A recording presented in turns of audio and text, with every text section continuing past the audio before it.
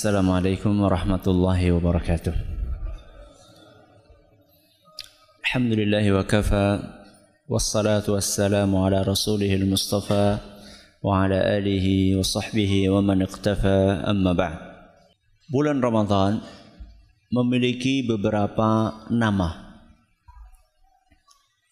Di antara nama yang terkenal adalah bahwa Ramadan dinamakan dengan Syahrul Quran, bulan Al-Quran.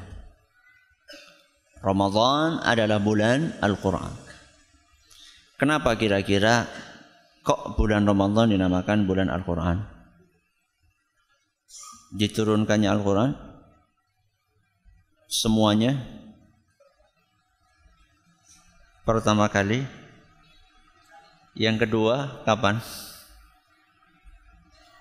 Bukankah Al-Quran itu diturunkan secara bertahap? Kok bulan Ramadan dikatakan bulan Al-Quran?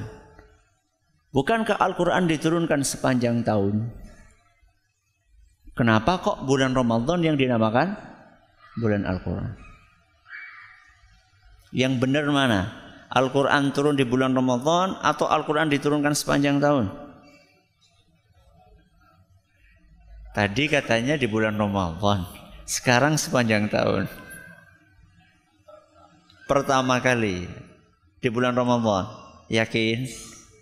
Bukannya pertama kali turun Iqra? Iqra di bulan Ramadan bukan? Bukan.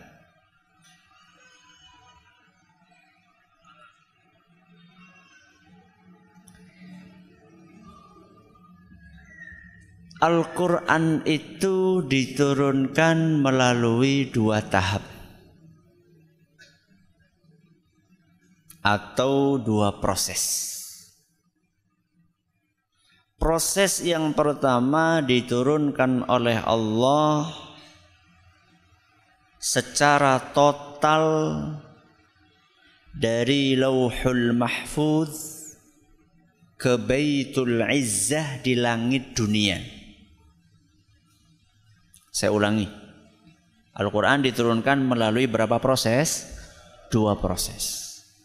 Proses yang pertama, Allah turunkan Al-Quran secara total. Secara total itu maksudnya apa? Makbleg kabehan. Dari Lauhul Mahfuz di sisi Allah ke sebuah tempat namanya Baitul Izzah. Baitul Izzah itu tempatnya di langit dunia. Langit dunia itu yang mana? Yang kelihatan. Loh, kita langit-langit ya. Maksudnya dua ya.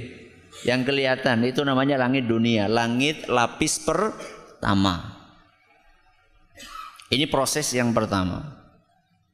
Proses yang kedua, Allah turunkan Al-Quran dari Baitul Izzah kepada Rasulullah sallallahu alaihi wasallam melalui malaikat Jibril, dan proses yang kedua ini secara bertahap. Bisa dipahami? Berapa proses? Dua. Yang pertama, total dari mana? Dari Lauhul Mahfuz ke Baitul Izzah di langit dunia.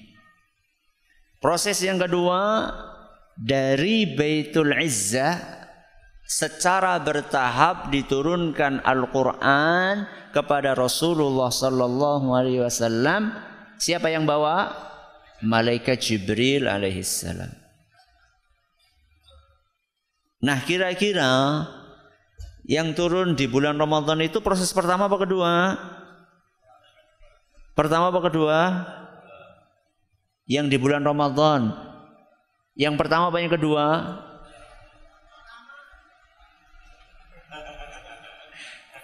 Yang pertama apa yang kedua? Terjadi perbedaan pendapat di antara para ulama di Masjid Jensud. Yang pertama. Jadi kejadian diturunkannya Al-Quran dari Lauhul Mahfuz secara total kemana tadi?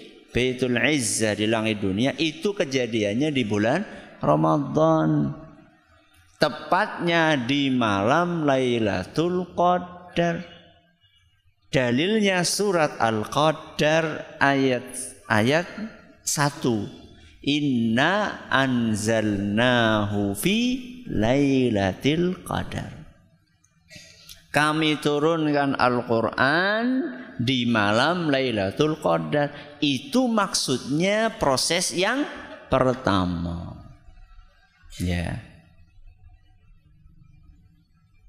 Makanya Ibnu Abbas radhiyallahu anhuma, salah seorang sahabat Nabi SAW yang paling faham tentang isinya Al-Quran, beliau mengatakan unzilal Qur'anu fi lailatul qadri jumlatan wahidatan ila sama'id dunya. Al-Quran itu diturunkan pada malam Lailatul Qadar secara total ke langit dunia. Wa kana Allahu azza wa jalla yunziluhu ala Rasulullah SAW ba'dahu ithri ba'd. Setelah itu Allah Subhanahu wa taala menurunkan kepada Rasulnya sallallahu alaihi wasallam secara bertahap. Asar ini diriwayatkan oleh Imam Al-Hakim dan dinyatakan sahih oleh beliau dan juga Imam Az-Zahabi. Sudah, berarti bisa dipahami ya kenapa kok bulan Ramadan dinamakan bulan Al-Quran. Nah, sekarang aplikasinya bagaimana? Kalau kita sudah tahu Ramadan ini bulan Al-Quran, terus apa yang harus kita lakukan? Jadi selama ini kita itu ngaji, berusaha untuk memadukan antara teori dengan apa? Praktek. Ini yang selama ini berusaha kita terapkan. Jadi tahu Al-Quran itu bulan Ramadan adalah bulan Al-Quran. Ini namanya teori. Terus prakteknya gimana? Ya. Jadi ngaji itu usahakan jangan cuma belajar apa? Teori. Nanti kalau cuma belajar teori, orang mengatakan teori. Bagaimana prakteknya? Ini lebih penting lagi. Karena belajar itu cuma sarana, tujuan utamanya amal. Amal itulah praktek. Ya. Maka saya katakan setelah kita tahu kenapa kok bulan Ramadan dinamakan bulan Al-Quran, terus aplikasinya gimana? Prakteknya setelah kita tahu bulan Ramadan bulan Al-Quran, bagaimana kita prakteknya mengamalkan bulan Ramadan bulan Al-Quran? Minimal perlu 4 level. Berapa? 4 level. Level yang paling rendah yang pertama, belajar membaca Al-Quran. Belajar membaca Al-Quran dan memperbaiki bacaan. Ini level yang paling rendah. Kalau level ini sudah dipenuhi, naik level yang kedua. Apa kira-kira? Memperbanyak membaca dan menghafal Al-Quran. Ini level yang keberapa? Kedua. Memperbanyak membaca dan menghafal Al-Quran. Level yang ketiga, level di atasnya adalah berusaha untuk memahami dan merenungi isi Al-Quran. Sudah, ini level keberapa? 3. Berusaha apa? Memahami dan merenungi kandungan Al-Quran. Dan level yang paling tinggi adalah mengamalkan isi Al-Quran. Berapa level? 4 level. Kita level yang keberapa? Yo masa Arab numpak apa jenis manjat? Apa jenis ke? Tangga ujuk-ujuk langsung melompat mengduhur. Ya dari mana dulu? Dari bawah dulu. Ya. Walaupun pelan tapi pasti.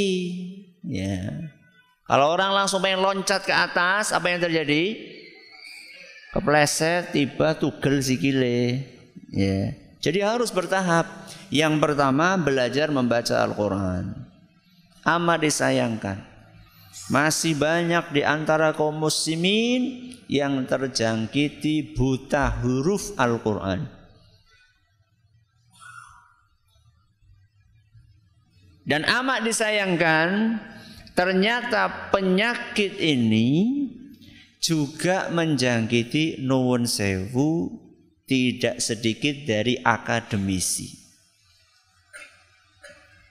Punya gelar S1, S2, S3, profesor dalam bidang umum, tapi maca Al-Qur'ane nol putul. Nol putul tahu? Apa nol putul? Nol besar. Ya wis nol putul lah, terserah. Saya tidak katakan semuanya, banyak alhamdulillah yang masya Allah ya, ahli ekonomi juga ahli baca Quran banyak. Tapi kayaknya lebih banyak yang bacaan Al-Qur'annya masih grotal geradul alias terbata-bata. Ini sangat disayangkan. Disebutkan dalam sebuah hadis yang awalnya dinyatakan sahih oleh Syekh Al-Albani, kemudian beliau revisi penilaian itu dan hadis ini dikatakan dhaif oleh beliau. Disebutkan innallaha yubghidu kulla alimin bidunya jahilin bil akhirah. Allah subhanahu wa ta'ala membenci orang yang pinter dalam urusan duniawi namun dia jahil dalam urusan akhirat. Contohnya kayak tadi, kalau disuruh ngitung, ya, pinter, tapi kon maca Quran bingung. Yeah. Dan kadang-kadang sampai bacaan suratan yang minimal dibaca 17 kali dalam sehari pun masih keliru-keliru. Tajwidnya, panjang pendeknya, gunnahnya.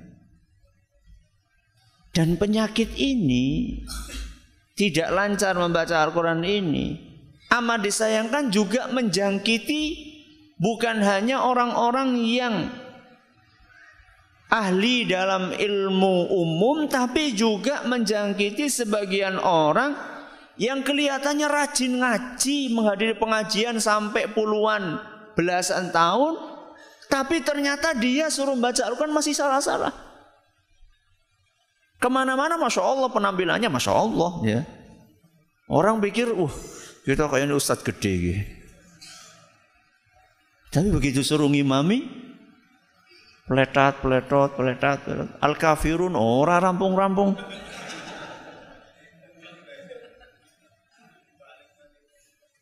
Dan ini sangat memprihatinkan jamaah yang kami hormati. Orang mengiranya sudah wah, jebule memprihatinkan. Ya.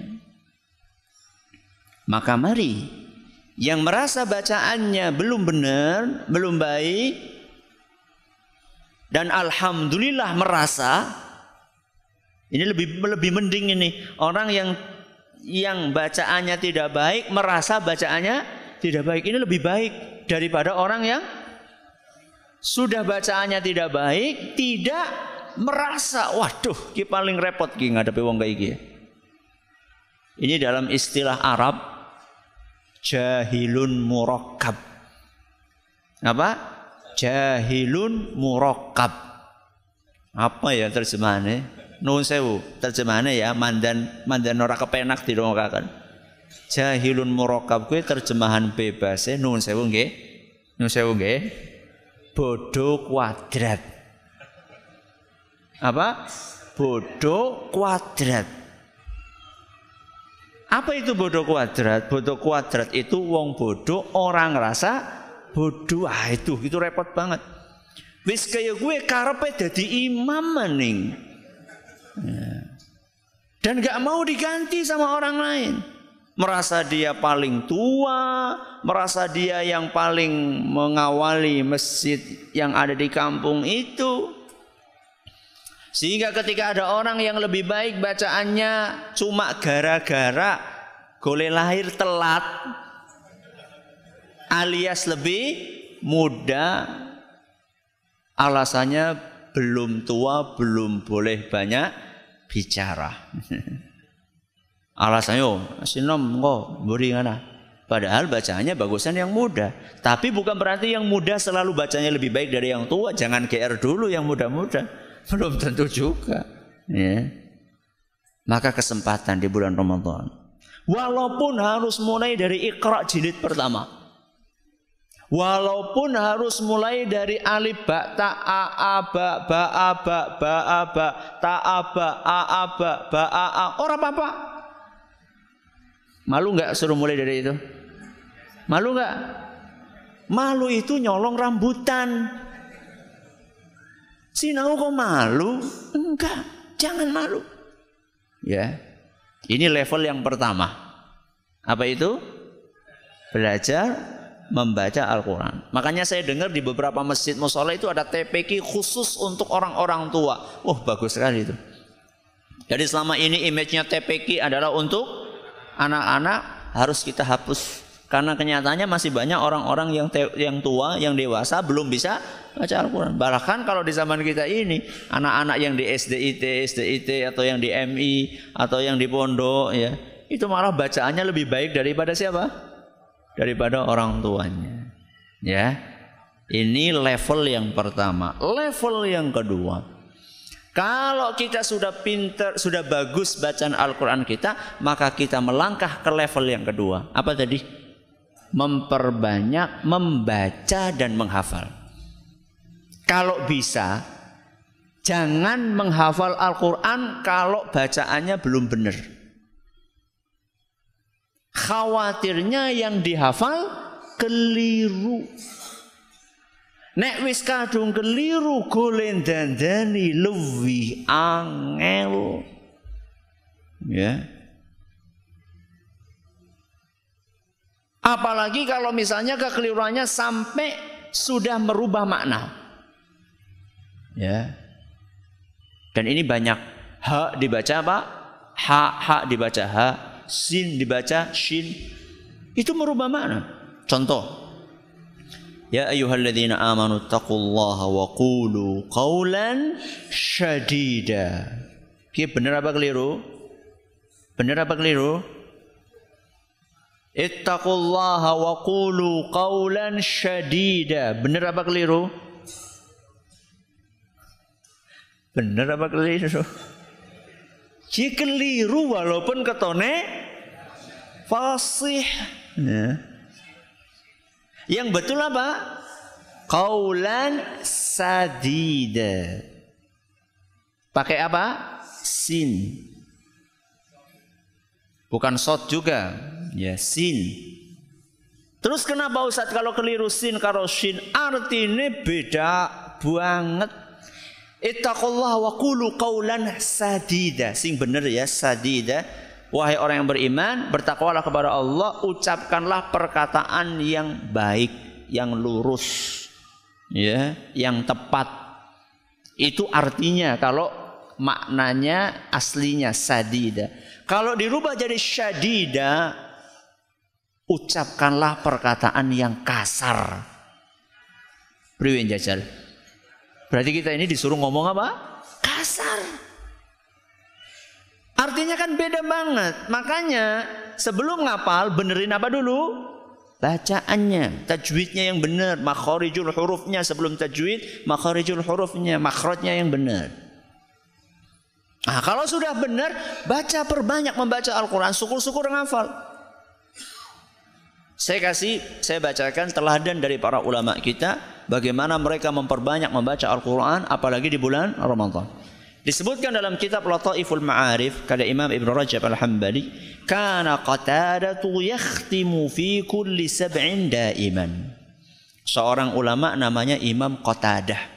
Imam Qatadah rahimahullah. Beliau di luar Ramadan sepanjang tahun beliau selalu khatam seminggu sekali. Sepanjang tahun kue mulai kawit cilik nganti mati. Kue sepanjang tahun. Berapa kali? Seminggu sekali. Kados sinten? Boten kados kula kalian jenengan. Itu kalau di luar Ramadan. Begitu masuk Ramadan, neng, gasnya ditambahi. Wa fi Ramadan fi kulli thalathin. Kalau sudah masuk bulan Ramadan, 3 hari sekali khatam. Berapa? 3 hari sekali khatam. Berarti sedina berapa juz? 10. Ternyata masih ada yang lebih dari itu. Wa fil ashril awakhir. Ketika masuk 10 malam terakhir di bulan Ramadan, gase dipualakan. Kulla lailatin. Semalam sekali khatam. Bila? Semalam 1 kali. Semalam 1 kali. Semalam 1 kali. Siapa ini? Imam Qatadah. Ada yang lebih dari itu. Imam Syafi'i rahimahullah. Wa kana lisy-Syafi'i fi Ramadhan 60 khatmah. Adalah Imam Syafi'i. Di bulan Ramadan 1 bulan beliau khatam 60 kali. 1 bulan. Berapa khatamnya? 60 kali. Awan sepisan, bengi sepisan. Awan sepisan, bengi sepisan. Awan sepisan, bengi sepisan. Itu namanya mengamalkan bulan Ramadan sebagai bulan Al-Quran. Jadi ini Ramadan bulan Quran ngarep TV terus. Ini jenenge butuh bulan Quran, gue jenenge bulan TV. Ya. Dipitet gue TV nenek bulan Ramadan. Ya. Apalagi TV-TV yang isinya cuma sinetron, gosip, film India, apa maning, lawak. Matikan. Itu ganggu. Tadi pagi makanya saya nyampaikan pengajian di Masjid Agung Purbalingga disiarkan Radio Insani. Judulnya apa? Maling puasa. Gue maling puasa gue. Yang mencuri pahala puasa kita itu. Ya. Waktu kita habis, pahala kita habis, matikan sudah. Ya. Bikin fakta kesepakatan. Suami, istri, anak-anak. Ramadan pet. Ya, ngaji sudah. Ustaz, apa boleh Ustaz khatam kurang dari 3 hari? Apa boleh khatam kurang dari 3 hari? Kok timbul pertanyaan itu? Karena ada sebuah hadis yang diriwayatkan oleh Imam Abu Dawud. Dan hadis ini dinyatakan sahih oleh Imam Ibnu Hibban dan Syekh Al-Albani. Rasulullah SAW bersabda, La yafqahu man qara'ahu fi aqalla min 3. Orang yang khatam Al-Quran kurang dari 3 hari tidak faham Al-Quran. Ini hadis Nabi SAW. Orang yang khatam kurang dari berapa? 3 hari tidak faham Al-Quran. Terus bagaimana Ustaz? Para ulama berbeda pendapat. Ada sebagian ulama seperti Imam Nawawi mengatakan ya tergantung orangnya. Ada orang yang memang levelnya ya nggak boleh kurang dari 3 hari. Tapi ada orang-orang yang mungkin kayak model-model Imam Syafi'i, cerdas banget ya, paham beliau. Ini kata Imam Nawawi. Kata Imam Ibnu Rajab, beliau bukan melihat tergantung orangnya, beliau melihat tergantung waktunya, tergantung tempatnya. Ini kan cuma spesial di bulan apa? Ramadan. Karena waktunya spesial, maka mereka berusaha untuk mengejar berbanyak khatam. Atau tempatnya di Mekah misalnya. Mumpung di Mekah terbatas harinya, berusaha untuk memperbanyak. Ulama yang lain seperti Syekh bin Baz Beliau mengatakan, ya alangkah baiknya tetap tidak kurang dari berapa? 3 hari. Sesuai dengan apa yang disampaikan oleh Rasulullah SAW, karena beliau tidak membedakan orang, tidak membedakan tempat, tidak membedakan waktu. Beliau hanya mengatakan orang yang khatam kurang dari 3 hari tidak paham isi Al-Quran. Saya sampaikan ini sekedar untuk pengetahuan, ya. Tapi ya kayaknya Arab khatam kayak Imam Syafi'i kayaknya urung gutul ya. Sing telu dina sepisan bae kayane esi adoh ya. Pitung dina bae sih esi adoh. Ustaz, itu mungkin enggak Ustaz? Mungkin, ya. Gini ya, saya kasih teknis, jenengan boleh pakai, boleh tidak. Ini cuma teknis cara gampang. Panjenengan pakai teknis yang lain enggak ada masalah. Kalau pengen khatam sebulan sekali, insya Allah gampang. Bulan itu rata-rata 30 hari. Sedangkan Al-Quran itu berapa? 30 juz. Berarti kalau kita pengen khatam, baca saja 1 hari 1 juz. Misal 1 hari 1 juz. 1 juz kan banyak Ustaz. 1 juz berapa halaman? Berapa lembar? 10 lembar. Berarti 10 lembar itu sama dengan berapa halaman? 20 halaman. Akeh temen Ustaz. Dibagi sholat 5 waktu. Dibagi sholat 5 waktu. Berarti 10 dibagi 5 berapa? 2 lembar alias 4 halaman. Esi kakean ya wis dibagi maning sedurunge sholat selembar, sebare sholat selembar. Mau sholat subuh maca selembar disit, bar sholat subuh selembar. Arab sholat duhur selembar, bar sholat duhur selembar. Terus esi kakean. Ya Allah. Esi kakean ya kebangetan temen. Maca Quran 30 lembar ora akeh. Maca Quran selembar tok. Mau sholat habis sholat kebanyakan. Ya kebangetan lah nek kayak gue ya. Sudah dikasih teknis yang gampang. Ustaz, insya Allah bulan Ramadan ini saya nggak pengen cuma sekali Ustaz. Tahun kemarin saya sekali. Bulan ini saya pengen 2 kali. Gampang. Tinggal saja ditambah halamannya. Tinggal ditambah lembarnya. Kalau khatam sekali berarti mau sholat sekali. Mau sholat satu lembar, setelah sholat 1 lembar. Kalau pengen khatam 2 kali, tinggal kalikan 2. Mau sholat 2 lembar, setelah sholat 2 lembar. Pengen khatam 3 kali, mau sholat 3 lembar, setelah sholat 3 lembar. Pengen khatam 4 kali, 4 lembar, sudah gitu saja ya. Tapi konsisten. Aja dina pertama 4 lembar, dina kedua prei. Nganti 10 hari terakhir prei. Ya ora jadi. Ya. Konsisten memang membutuhkan perjuangan. Ini level yang keberapa? Level yang kedua. Level yang ketiga, berusaha memahami kandungan Al-Quran. Dan inilah sarana kita bisa menikmati membaca Al-Quran. Jadi orang itu akan terasa nikmat membaca Al-Quran itu kalau dia faham apa yang dia baca.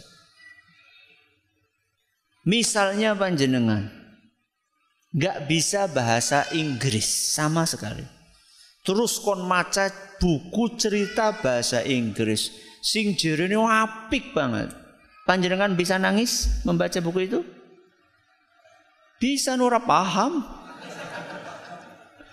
Bukan karena nangis terbawa alur ceritanya, tapi nangis karena mergane ora paham ya. Makanya Imam At-Tabari rahimahullah beliau mengatakan, saya heran dengan orang yang membaca Al-Quran namun dia tidak memahami maknanya. Bagaimana mungkin dia merasakan nikmatnya membaca Al-Quran? Jadi Al-Quran itu akan terasa nikmat dibaca kalau kita faham. Supaya kita paham bagaimana ustadz yang paling sip ya belajar bahasa Arab. Ustadznya wis tua banget ya ustadz, kayaknya angel. Ya sudah, terjemahan Al-Quran. Itu Al-Quran terjemah disanding. Coba angkat tangan yang di rumahnya nggak punya Quran terjemah. Oh, yang punya Quran terjemah. Kisi kurang angkat tangan sing kepriwe. Kayaknya wedi riak niki. Ya. Quran terjemah itu jangan buat hiasan di rumah. Baca satu halaman terjemahan sedina sehalaman, sedina sehalaman. Minimal panjenengan itu seumur hidup tahu sepisan lah. Pernah sekali membaca Quran terjemah dari awal sampai akhir, minimal gue. Masa sebidak tahun ora tahu maca terjemahan Al-Quran nganti rampung, ya. Sekali satu lembar supaya kita bisa merasakan nikmat, terutama surat-surat yang selalu kita baca dalam salat kita. Wi suratane Al-Ikhlas, Al-Falaq, An-Nas. Ditakoni qul huwallahu ahad, Allahus somad. Pak. Allahus somad artinya apa? Orang ngerti. Allahus somad. Somat apa ya? Nek tanggaku Pak Somat nyo ngerti, tapi as-somad artinya apa? Sudah bacaan Al-Qur'annya, suratannya nggak lewat dari kul huwallahu ahad, kul a'udzu birabbin nas, 3 kul. Ya. Isinya nggak paham apa kebangetan sih? Ya. Makanya jamaah yang kami hormati, luangkan waktu kita. Syukur-syukur kalau misalnya kita sudah bisa membaca terjemah sampai rampung. Naik ke level berikutnya tafsirnya. Tafsir yang ringkas, ya. Sebelum tafsir yang panjang-panjang. Tafsir ringkas yang bagus itu ada sebuah tafsir namanya tafsir As-Sa'di. Apa? Tafsir As-Sa'di. Jadi kalau sudah jangan carilah ya di toko buku, cari tafsir As-Sa'di, itu gampang. Ya, As-Sa'di. Ya. Tafsir As-Sa'di. Ya, itu gampang. Kalau di buku Arabnya 1 jilid saja. Enggak tahu kalau diterjemahkan di bahasa Indonesia mungkin berjilid-jilid mungkin. Ya, karena biasanya terjemahan itu lebih tebal dibandingkan apa? Dibandingkan buku aslinya. As-Sa'di, S-nya 2. Tafsir As-Sa'di. Ya. Ini adalah level yang keberapa? Level yang ketiga. Nah, kalau sudah paham, baru kita naik ke level yang keberapa? Yang keempat. Apa itu? Mengamalkan isinya. Dan ini adalah target utama, tujuan puncak kita membaca Al-Quran. Ya. Alif lam mim dzalikal kitabu la raiba fi. Terus apa? Hudal lil muttaqin. Apa artinya huda? Petunjuk. Al-Quran itu kitab petunjuk. Lah wong kitab petunjuk kok enggak diamalkan sih? Kok ngapa buku petunjuk enggak diamalkan? Malah kur dipajang tok. Nang ruang tamu nang kiye jarene nggo ngusir setan. Diamalkan, dibaca, diamalkan, difahami. Itulah fungsinya Al-Qur'an. Ya. Nauzubillahi min dzalik. Ya, disebutkan dalam sebuah hadis yang sahih riwayat Bukhari. Rasulullah SAW ketika peristiwa Isra Mi'raj. Isra itu kan dari mana ke mana? Madinah ke Masjidil Aqsa. Mi'raj dari Masjidil Aqsa menghadap kepada Allah di Sidratul Muntaha. Nah, ketika Rasulullah SAW dalam peristiwa Mi'raj, beliau diperlihatkan oleh Allah isi neraka. Di antara yang ditampakkan kepada Nabi SAW adalah dua orang. Satunya terlentang, satunya berdiri membawa batu yang besar. Yang terlentang tadi pasrah terlentang, yang berdiri membawa batu besar. Kemudian setelah batu itu pas di atas kepala orang yang terlentang, batu itu dijatuhkan. Blek, piar. Kepala yang orang terlentang tadi pecah, berantakan, otaknya keluar, dah. Terus batu tadi gelundung. Setelah gelundung, orang yang berdiri tadi cepat-cepat ngambil batu tadi. Balik lagi, begitu balik kepala orang yang terlentang sudah sempurna lagi. Dilemparkan lagi, biar pecah lagi, gelundung lagi. Terus seperti itu. Yuf'alu bihi ila yaumil qiyamah. Orang ini disiksa seperti itu sampai hari kiamat. Rasulullah SAW bertanya kepada malaikat Jibril atau kepada malaikat yang mengantar beliau, ini orang kenapa? Apa yang dulu dilakukan di dunia? Dijawab, rajulun 'allamahullahul Qur'an. Ini orang di dunianya dulu pintar baca Al-Quran, sering baca Al-Quran. Fanama anhu bil-lail. Tapi malamnya enggak digunakan untuk baca Al-Quran. Maksudnya dia punya hafalan tapi enggak dipakai untuk sholat, alias ora sholat. Walam ya'mal fihi bin nahar. Siang harinya tidak mengamalkan apa yang dia baca. Ya. Makanya ini bukan sesuatu yang remeh, tidak mengamalkan isi Al-Quran. Sudah masuk belum? Belum. Sudah apa?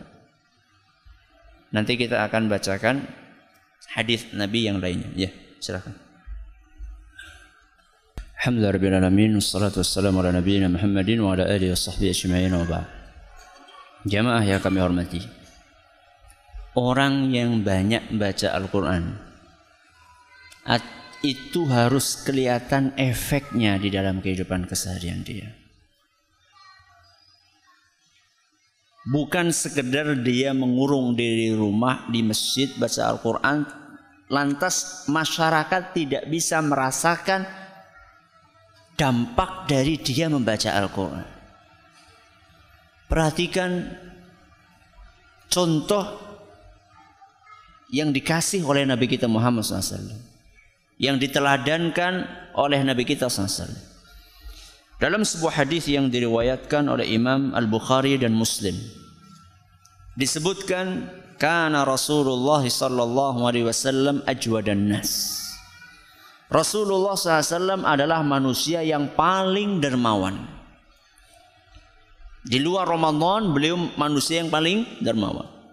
Wa kana ajwadu ma yakunu fi Ramadan. Begitu masuk bulan Ramadan, beliau bukan hanya paling dermawan, tapi menjadi manusia yang amat sangat dermawan sekali. Berarti di bulan Ramadan beliau melejitkan kedermawanannya sampai ke puncaknya. Kenapa?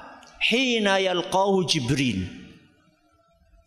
Karena beliau setiap malam ketemu sama malaikat Jibril. Untuk apa? Yudari suhul Quran. Untuk membaca setoran hafalan Al-Quran Rasulullah kepada siapa? Malaikat Jibril. Para ulama kita sebagaimana disebutkan oleh Imam Ibn Hajar di dalam Fathul Bari, diterangkan apa korelasi antara Nabi baca Al-Quran kepada malaikat Jibril, disetorkan kepada malaikat Jibril setoran hafalan, dengan efeknya di siang hari beliau menjadi sangat dermawan. Korelasinya adalah bahwa beliau membaca Al-Quran kemudian dipraktekkan di dalam kesehariannya. Karena baca surga, neraka, akhirat, akhirnya beliau termotivasi, lebih termotivasi lagi untuk beramal, membantu orang lain. Makanya Imam Az-Zuhri rahimahullah beliau menyampaikan nasihatnya, idza dakhala Ramadan, kalau sudah masuk bulan Ramadan, fa innama huwa qiraatul Qur'an wa it'amut ta'am. Kalau sudah masuk bulan Ramadan, maka prioritaskanlah dua amalan, qiraatul Qur'an, apa itu? Baca Al-Qur'an, wa it'amut ta'am, berbagi makanan kepada orang lain. Jadi bukan hanya baca Al-Quran di masjid, nggak pernah memperhatikan orang lain, enggak. Karena kita ini hablum minallah sama hablum minan nas. Ya. Jadi orang baca Al-Quran harus kelihatan efeknya dalam kesehariannya. Baca Al-Quran pelit, sekepriwe. Masuk Ramadan bukan pelit tapi tambah medit. Jadi Rasulullah SAW di luar Ramadan sangat paling dermawan. Begitu masuk Ramadan amat sangat dermawan sekali. Itulah Rasulullah SAW. Ya. Jadi jangan cuma dermawanannya di bulan Ramadan tok, di luar Ramadan pelit. Ya, jangan. Ya. Maka inilah yang seharusnya kita praktekkan dalam keseharian kita. Jadi kita ulangi, kenapa Ramadan dinamakan bulan Al-Quran? Karena di bulan Ramadan Al-Quran diturunkan secara total dari mana? Lauhul Mahfuz ke Baitul Izzah di langit dunia. Aplikasi dari Ramadan bulan Al-Quran berapa level sekurang-kurangnya? 4. Yang pertama, belajar membaca Al-Quran. Yang kedua, memperbanyak membaca dan menghafalkan. Kemudian yang ketiga, memahami, berusaha. Yang keempat, mengamalkan. Semoga kita bisa betul-betul mempraktekkan bulan Ramadan sebagai bulan Al-Quran. Dan ini adalah pengajian terakhir kita di sebelum bulan Ramadan. Dan Ramadan libur, Syawal juga libur. Insya Allah kita akan masuk lagi tanggal 29 Juli 2016. Sekarang tanggal berapa? 3 Juni. Ya, berarti libur ya 2 bulan lah. Biasanya senang pray. Kayak bocah SD ya. Alhamdulillah Bu Guru rapat. Ya, libur ya. Libur, ustadznya juga butuh ngecas ya. Butuh ngecas. Selama ini kan ngecas orang lain ya. Nah, ini bulan Ramadan ini pengen ngecas diri sendiri, gantian ya.